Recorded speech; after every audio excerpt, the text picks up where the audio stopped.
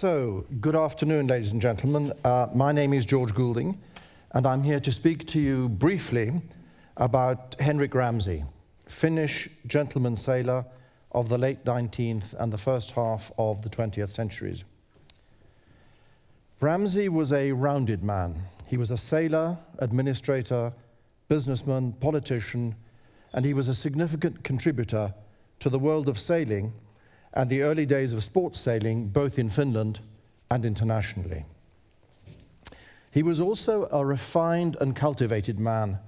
His famous memoirs, as you mentioned, Sommar och segel, in direct translation, Summer and Sailing, show an impressive knowledge of and a strong interest in cultural matters with both a small sea and a big sea.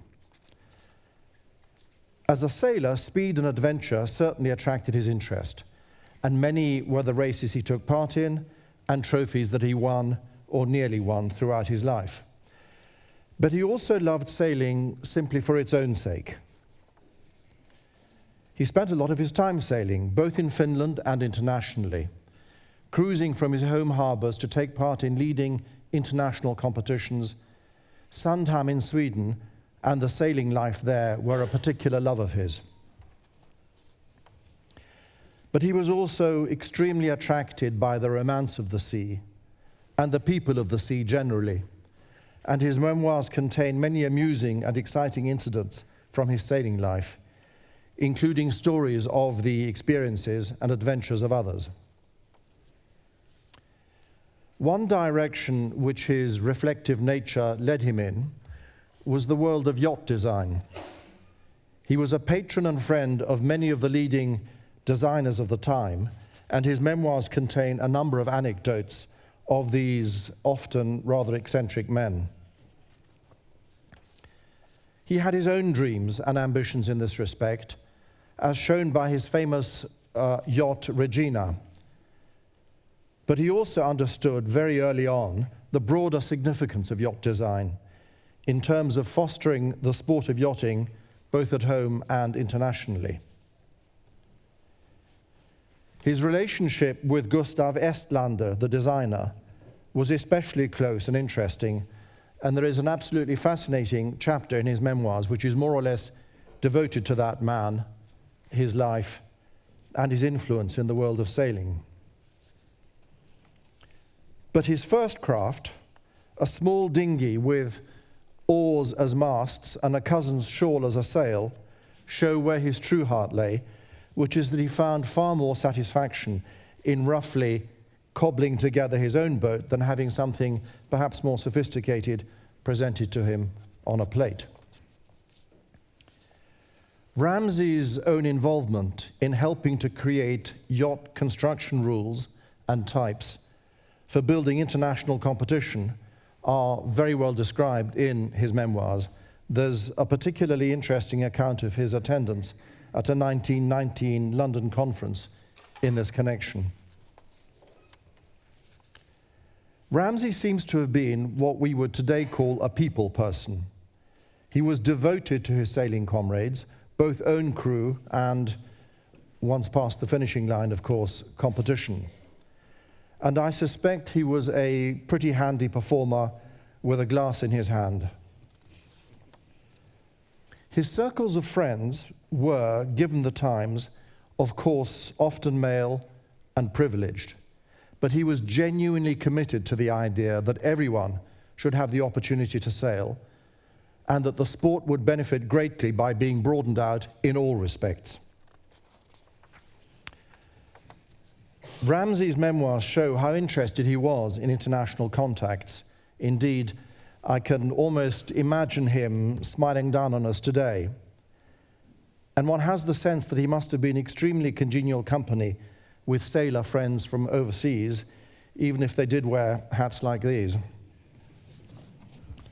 More formally, too, these exchanges both benefited from and contributed to the establishment of an international framework and rules in contact with regulators and their advisors, which he participated in, like the London conference I mentioned earlier. Again, please check these wonderful hats, and these ones too. Domestically as well, Ramsay devoted much time and energy to establishing and building up relations between different sailing clubs and associations in Finland. Again, this focus on building the sport of sailing from the ground up.